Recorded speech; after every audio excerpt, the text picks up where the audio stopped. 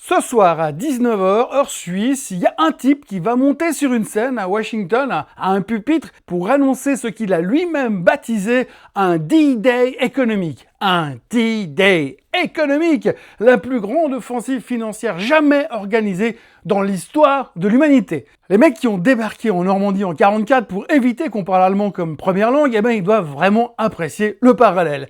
Et pendant que tout le monde regarde Washington, il y a un truc que personne n'a vu passer ce week-end, un truc minuscule, une toute petite dépêche de rien du tout qui a été publiée durant le week-end sur Bloomberg, et ce truc-là vous dit exactement où en est le marché et où en est la bulle, entre guillemets, de l'intelligence artificielle. Et pourquoi, surtout pourquoi le 30 ans américain est à 5,27%. Alors on va commencer par le sirop d'érable, on va finir par des retraités japonais qui financent Sam Altman sans le savoir, et entre deux, je vais vous montrer 3 personnes qui prétendent chacune tenir le volant de la même voiture. Et puis alors, spoiler alerte, aucune des 3 ne regarde la route, et ça pourrait bien se finir comme Verstappen ce week-end. Oh, touch the white line, and it's over as quickly as that. No, that's it. Oh, sorry. Bienvenue dans ce Morning Bull Live, nous sommes le lundi 24 août 2026 et je suis Thomas Veillet.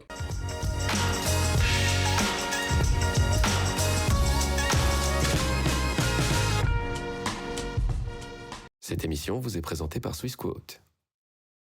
Alors avant toute chose, ce que vous allez entendre et voir dans cette vidéo n'est pas un conseil financier, c'est mon avis, mon analyse et parfois mon humeur du jour. Par contre, si vous voulez comprendre la bourse, là, vous êtes au bon endroit. Oui, je sais que l'école a recommencé la semaine dernière en Suisse, je sais pas pour le Canada, ou la France, ou la Belgique, mais une chose est sûre, c'est que la vraie rentrée macro, c'est dès ce matin, et la semaine sera chaude. Parce que jusque-là, le mois d'août dans la finance, c'était le mois où on faisait semblant. Semblant de bosser, semblant de suivre les marchés, semblant que les volumes voulaient dire quelque chose. Pendant 3 semaines, le marché a joué en mode short et tongue. Indice à 2 pas des records, VIX à 15, et la moitié de Wall Street dans les Hamptons a s'expliqué parmi que le deuxième semestre sera constructif. Et ben là, c'est fini. C'est fini, cette semaine, il y a 3 enveloppes qui sont posées sur la table et c'est la rentrée pour de bon. La première enveloppe s'ouvrira ce soir, les sanctions contre l'Iran. La deuxième, mercredi soir, Nvidia qui publiera. Et la troisième, vendredi, le premier Jackson Hole du petit Kevin Warsh. 3 enveloppes, 3 institutions qui n'ont rien à voir les unes avec les autres et exactement la même question posée aux 3. Est-ce que vous contrôlez encore quelque chose ? Mais avant ça, faut qu'on parle du Canada. Oui, parce que l'Amérique a réussi un truc que je ne pensais pas possible. Elle s'est fâchée avec le pays le plus gentil du monde. Vendredi soir, tard, les négociations commerciales entre Washington et Ottawa ont donc capoté. Les Canadiens ont quitté la table en expliquant que les Américains ont ajouté des demandes injustes au dernier moment. Évidemment, au dernier moment, c'est la signature de la maison. Samedi à minuit, 50% de droits de douane sur environ 20 milliards de dollars de produits canadiens sont entrés en vigueur. Et là, quand je vous lis la liste, parce qu'il faut que je vous lise la liste, c'est de la poésie. Produits laitiers, spiritueux, contreplaqués, textiles, vêtements et crosses de hockey. Alors, je voudrais qu'on prenne juste 3 secondes tous ensemble pour la postérité. En août 2026, la première puissance économique mondiale, celle qui a envoyé des hommes sur la Lune, a taxé les crosses de hockey canadiennes à hauteur de 50%. Dans 200 ans, quand un historien voudrait expliquer à ses étudiants ce qu'était la civilisation occidentale à son crépuscule, il n'aura pas besoin de faire un cours. Il projettera simplement cette ligne-là au tableau et il se taira et tout le monde aura compris. Compris que les gens qui étaient au pouvoir n'avaient pas tous les tasses sur la même étagère. Mark Carney en face n'a pas fait dans la dentelle et je dois dire que pour un ancien banquier central, il a trouvé le bon ton. Il a dit « On est en guerre quand on est attaqué et nous avons été attaqués ». On aurait dit du Macron contre le Covid. Mesure miroir, dollar pour dollar, 20 milliards de produits américains à partir du 8 septembre, acier, produits laitiers, papier, électronique, électroménager, machines agricoles. Réponse de Papy Trump sur son réseau social avec les majuscules et les points d'exclamation qu'on lui connaît. Le Canada veut les avantages d'être un État américain sans en être un. Donc voilà, on reparle de fusion, le 52e État, oui bien sûr parce qu'il y a le détroit d'Ormuz avant, on repasse donc au Canada, la semaine prochaine on se refait le Groenland et à ce rythme-là, dans 6 mois, il va annoncer l'annexion du Valais pour récupérer le Fendon et la petite Arvine. Et puis, il y a eu le secrétaire au transport. Le secrétaire au transport, c'est celui qui est censé s'occuper des ponts et des aéroports, qui est venu expliquer à la télévision que le Canada n'a pas d'armée, que son système de santé est défaillant, que ses taux d'euthanasie sont au plus haut, et qu'aller en guerre commerciale contre Donald Trump serait stupide de leur part. On notera l'élégance de l'argumentaire. On est passé de la diplomatie à la cour de récréation. Bon, ça, on le savait déjà. Alors maintenant, soyons factuels 3 minutes, parce que c'est aussi un tout petit peu mon job. Les biens visés par ces taxes, c'est environ 5% des exportations canadiennes vers les États-Unis. Économiquement, c'est une écharpe dans le pied, c'est pas non plus une amputation. Personne ne meurt de ça. Le problème n'est pas là. Le problème, c'est que chaque nouveau tarif, c'est un grain de sable de plus dans la machine à inflation. Et ça tombe précisément au moment où la Fed en a le moins besoin. On y reviendra dans 10 minutes et vous verrez que tout ça se recoupe et que tout devient élémentaire, mon cher Watson. D'ailleurs, Ottawa n'envisage même plus de reprendre les négociations avant les élections de mi-mandat. Traduction, le Canada se prépare à tenir un siège plusieurs mois. Ils ont sorti les conserves, le bois de chauffage et le caribou séché. Et c'est ça qui est nouveau. Avant, les partenaires commerciaux négociaient. Maintenant, ils attendent. Ils attendent une nouvelle élection. Ils attendent de voir si Trump va se faire dégager par le peuple pour pouvoir négocier avec des gens sensés. Enfin, pour autant que les démocrates soient des gens sensés. Rien n'est moins sûr parce que ça reste quand même des politiciens. Bon, maintenant, on va changer de guerre parce qu'on en a plusieurs en stock pour commencer cette semaine. Ce soir, à 19h heure suisse, on va donc avoir le D-Day économique. On va nous annoncer la plus grande offensive financière jamais organisée dans l'histoire de l'humanité. Et la règle du jeu tient en une phrase, celle qu'on nous resserre depuis 2001. Vous êtes avec nous ou contre nous. Tout pays qui continue à commercer avec l'Iran deviendra un paria mondial. Sauf que l'Iran est déjà l'un des pays les plus sanctionnés de la planète depuis 1979. Ça fait 47 ans qu'on empile les sanctions contre ce pays. Il ne reste plus grand-chose à sanctionner. C'est un peu comme repeindre un mur qui a déjà 12 couches de peinture. À un moment, tu repeins plus le mur, tu repeins la peinture. Donc la question de ce soir, c'est pas de savoir comment on met la pression sur l'Iran. La vraie question, c'est à qui d'autre on s'attaque pour atteindre l'Iran en décalé. Et là, on parle de sanctionner les raffineries chinoises qui achètent du brut iranien, de sanctionner les grandes banques chinoises qui traitent les flux iraniens, d'imposer des droits de douane secondaires aux pays qui commercent avec Téhéran. En 2025, la Chine a acheté plus de 80% du pétrole iranien exporté par voie maritime. 80%! Le sujet de ce soir, c'est donc pas l'Iran, c'est Pékin. Et accessoirement, quelques banques indiennes, des raffineurs turcs et une poignée d'armateurs grecs qui vont passer un très sale quart d'heure et qui ne savent pas encore qu'ils sont dans le film. Et puis alors en face, Téhéran n'est pas resté muet. Dimanche, Mohsen Rezaei a déclaré que si la guerre économique continuait, pas une goutte de pétrole ne sera exportée, ni par Hormuz, ni de nulle part dans le Golfe Persique. Et toute participation à cette campagne sera considérée comme un acte de guerre contre l'Iran. Par contre, alors, le meilleur, au milieu de tout ça, c'est le porte-parole des gardiens de la Révolution. Il a sorti la phrase la plus vicieuse, mais en même temps fantastique du week-end, et je vais vous la lire lentement parce qu'elle est carrément chirurgicale. Il a dit « Si vous aviez réussi sur le plan militaire, vous n'auriez pas besoin de tout ce vacarme économique. » Il faut reconnaître que c'est méchant, c'est de la propagande, c'est écrit par un régime qui pend des gens à des grues, mais c'est pas complètement faux. Mais alors pas du tout. Bon, et le marché alors, tout ça, en ce lundi matin? Le Brent est à 91,36, il a clôturé vendredi autour des 94, après une semaine à plus 6,6%. Et il recule encore plus ou moins de 2% ce matin, parce que le marché a décidé, sans avoir lu une seule ligne du texte, qui n'existe pas encore, que les sanctions de ce soir seraient supportables. C'est magnifique, on note la vie avant de connaître la copie. Mais le chiffre qui compte n'est pas le Brent. Le Brent, vous le vivez pas en vrai.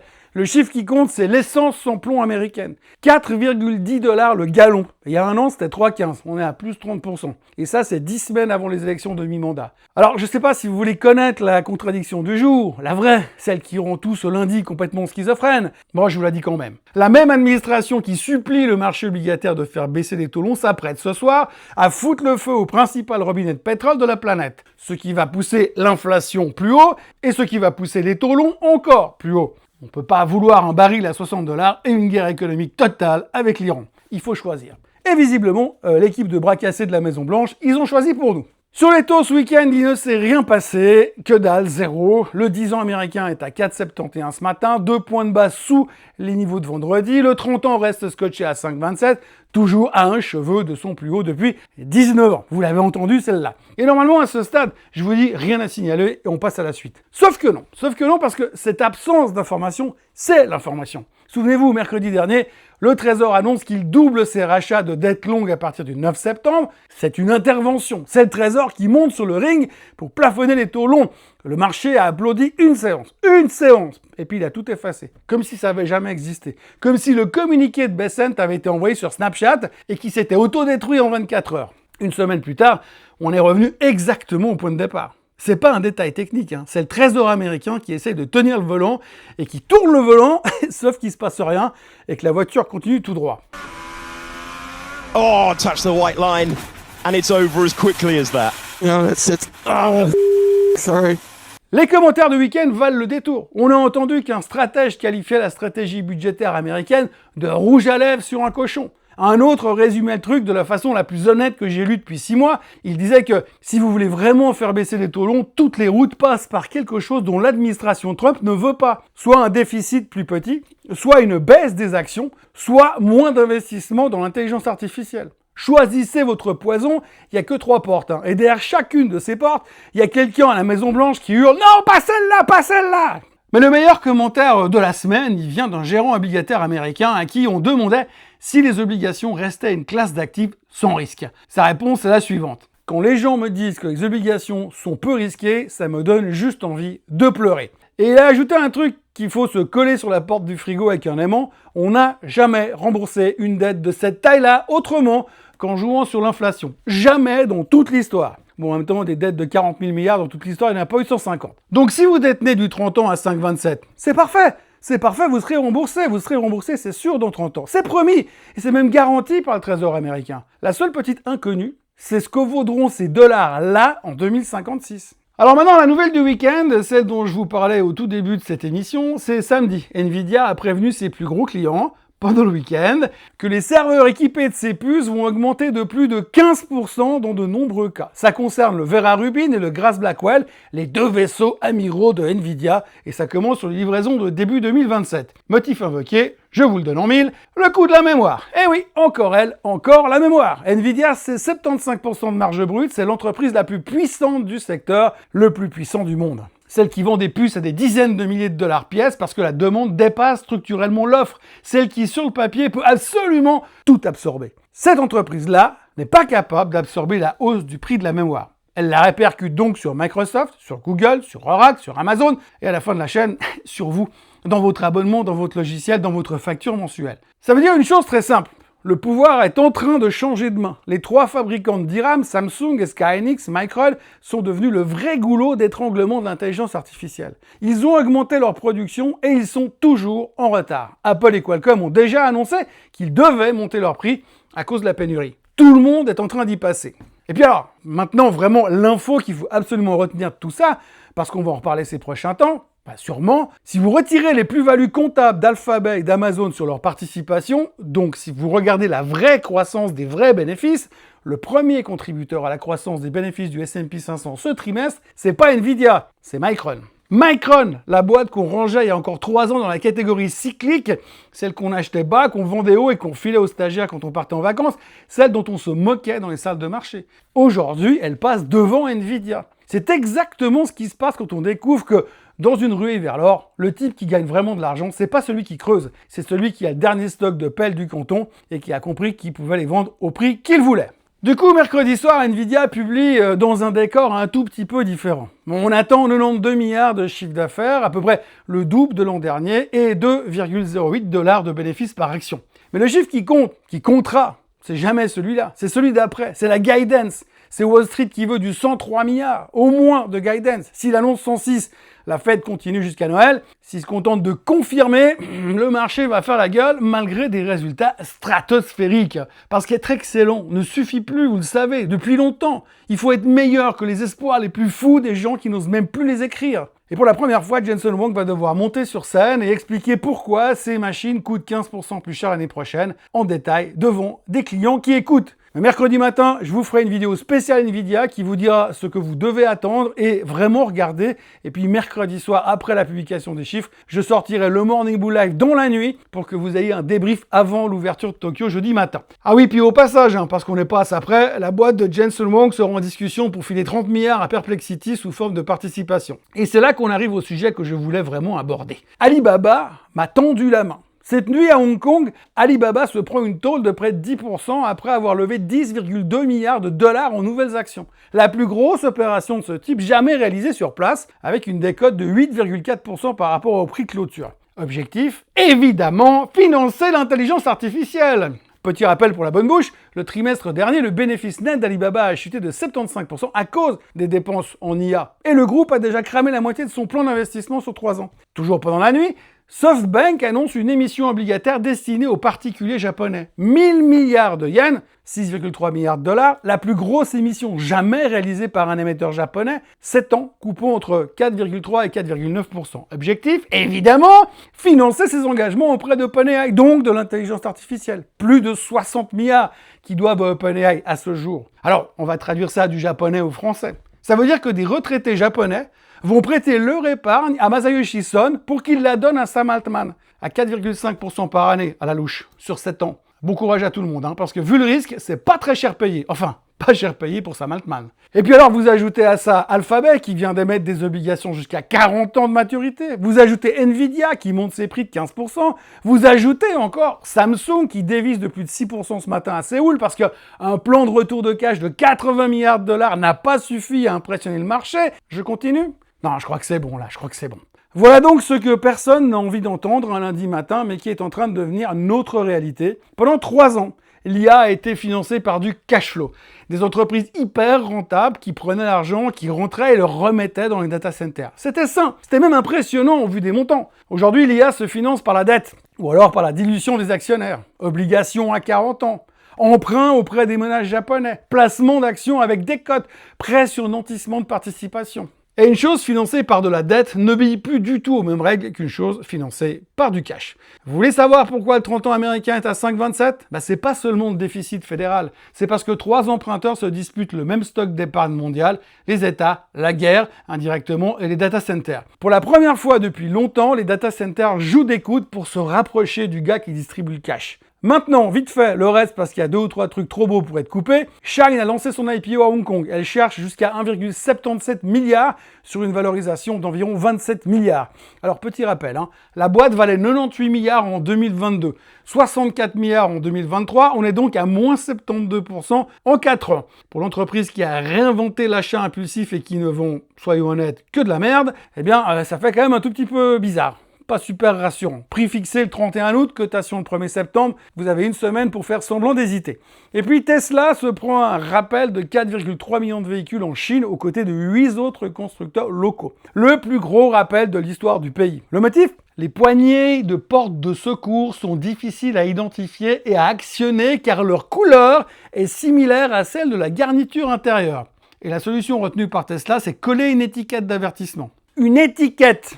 Donc sur un problème de sortie de secours dans une voiture à 60 000 balles. Ça me fait penser un peu à cette phrase que j'adore quand même. Dans les années 60, le mode d'emploi de la Ford Mustang expliquait comment faire la vidange. Et en 2026, le mode d'emploi de la même Ford Mustang explique, en gras, qu'il ne faut pas boire le liquide de la batterie. Visiblement, les cons se sont multipliés à une vitesse folle, et encore, on n'a pas encore vu arriver la génération qui s'instruit exclusivement sur TikTok. Pour le reste, l'or frise les 4700 $ l'once après 5 semaines consécutives de hausse, le Bitcoin campe au-dessus des 77 000 après avoir pris plus de 20% en 5 jours, et le dollar continue de fondre tout doucement, tranquillement.